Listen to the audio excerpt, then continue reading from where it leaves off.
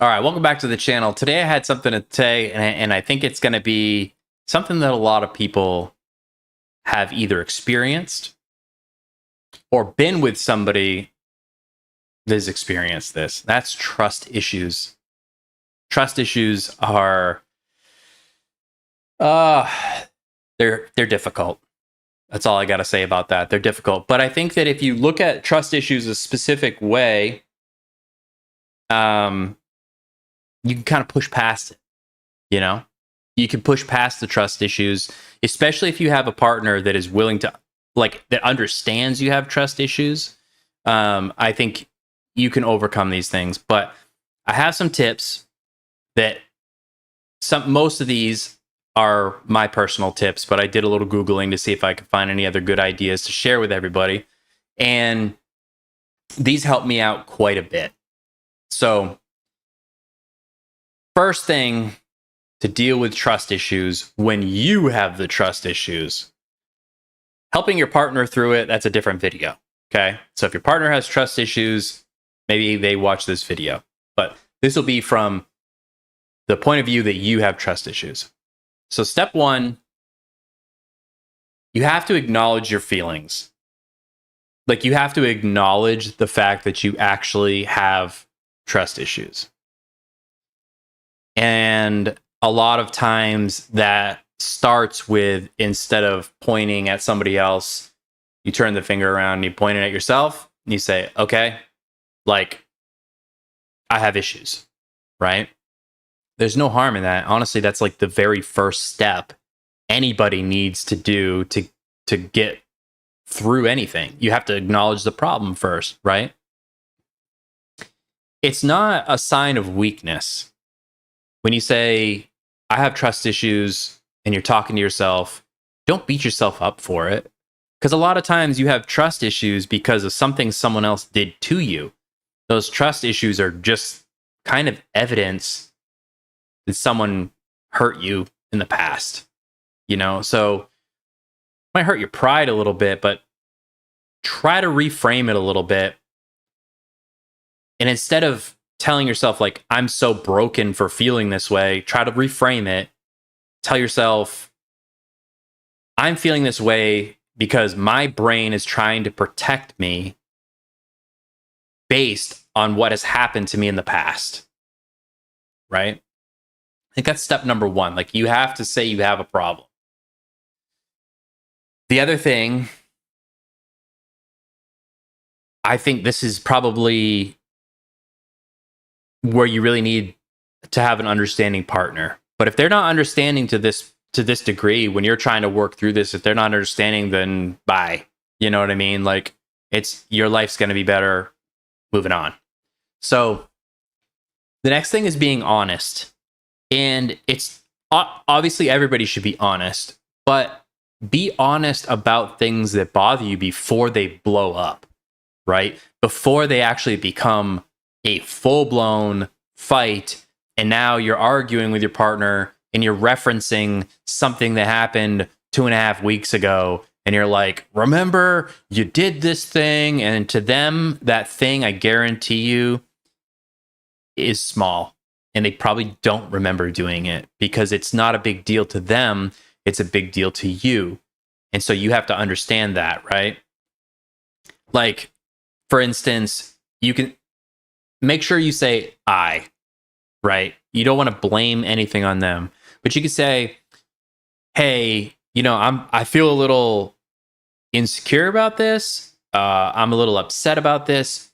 When I see your phone, face down all the time, it triggers something in me where I remember that my ex in the past was doing that because they were hiding something from me.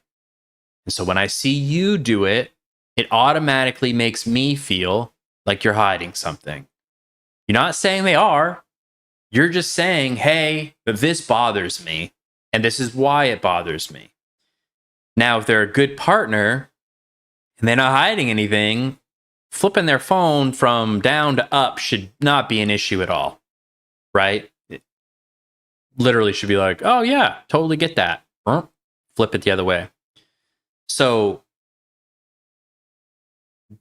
just being forthcoming and honest and open before it builds and festers and becomes an argument, because I guarantee you, if it becomes an argument and you try to say that in the middle of an argument, they're going to be like, fuck you, right? In that moment, they're going to be pissed. So you need to, it needs to be done way before that. And it can go with a whole lot of stuff too, you know, like whatever. It kind of goes hand in hand with your boundaries. Like you have to, and I've done videos on this, search under relationships, but you have to spend the time to think about your boundaries before you go into a relationship, especially after you've been burned. Because you need to make sure that you're not letting your trauma define all of your boundaries. It can guide them, but you need to make sure that when you set these boundaries, it needs to be done when your head is clear and you are in control and you're like, okay, so yeah, the next person that comes along, turns out I'm not okay with them hanging out with their ex-boyfriend all the time, or whatever the boundary is, right?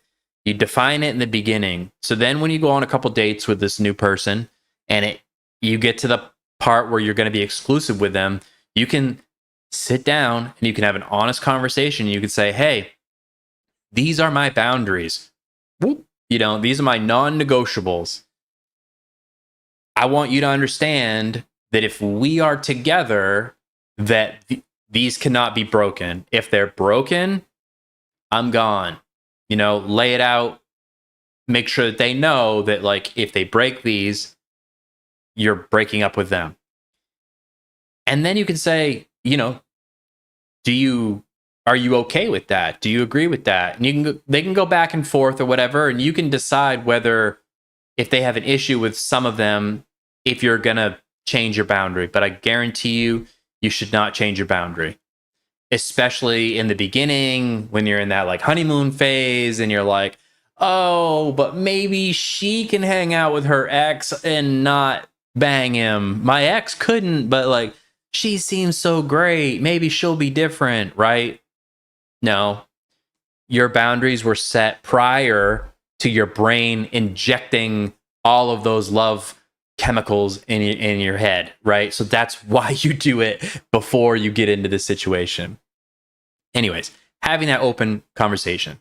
That way, you know in your head, hey, if they break this, I'm gone. And it's on them, right? It doesn't matter how much they cry and boohoo or whatever. You can then say, no, I drew this line in the sand. You decided you wanted to break it, so I'm out, okay? The other thing, this is a little bit more of like,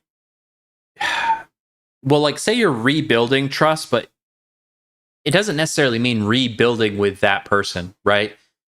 It's more like you're rebuilding your ability to trust. And it has to come in like small things that are provable, right? Like, for instance, if they say, hey, I'm going to go do this thing and I'm going to be home at 7 or whatever, you could say, okay, yeah. And in your head, you might be going, oh boy, red alert, red alert, red alert, right? Like, oh, she's going to be going and doing all this stuff or whatever. Maybe, right? But what you can look for is the consistency and the things that she can follow through on. Like, does she actually come home at 7 when she says she's going to be home at 7?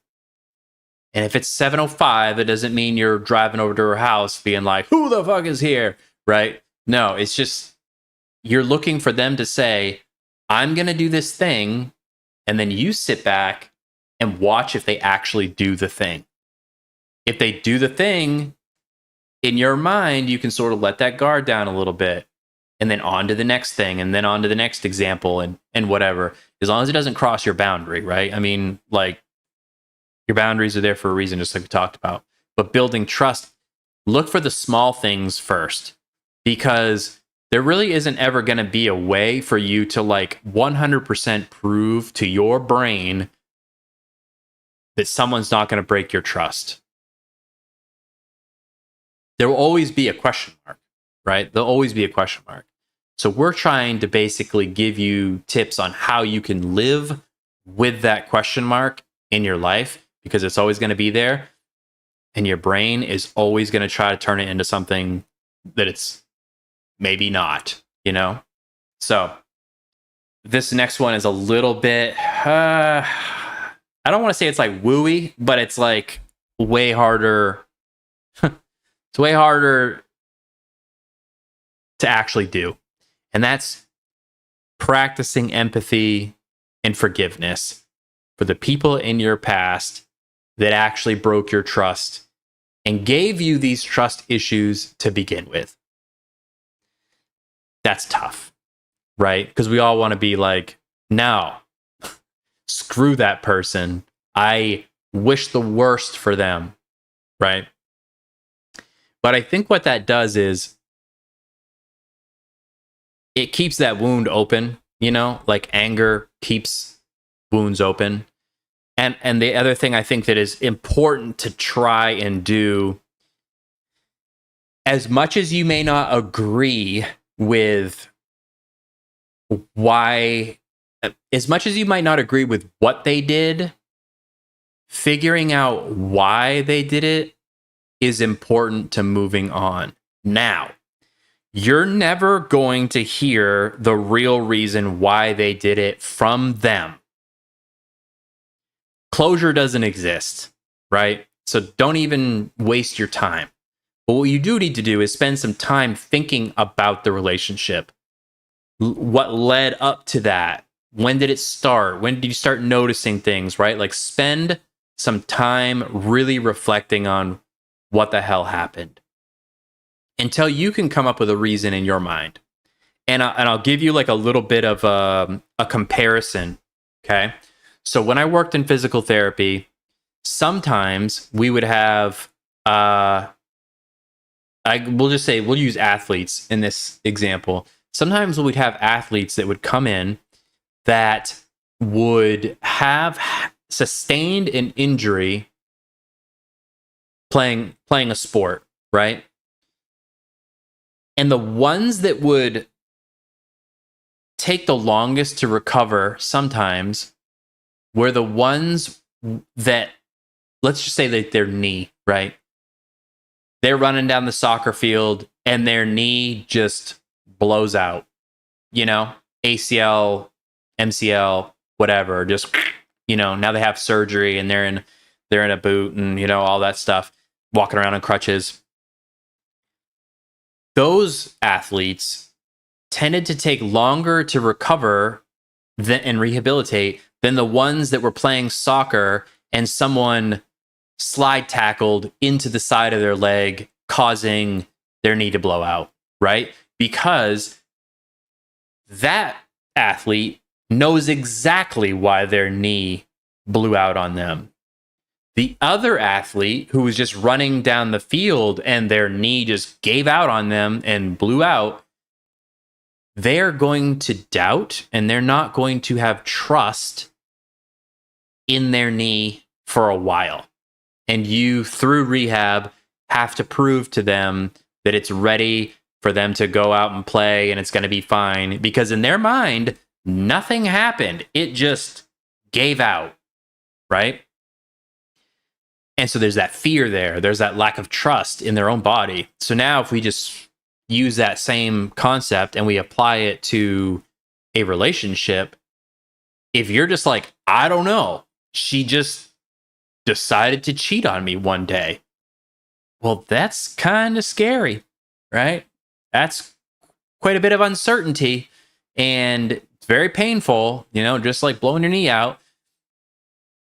So if you could go back through and you can give it a why it happened, it'll be way easier to put closure on it for yourself so that you can move on and you can trust the next person, you know, once they prove themselves. So I think that is so important, and a lot of people don't do that. A lot of people just like, screw her, hop on Instagram, yo, who's around? You know?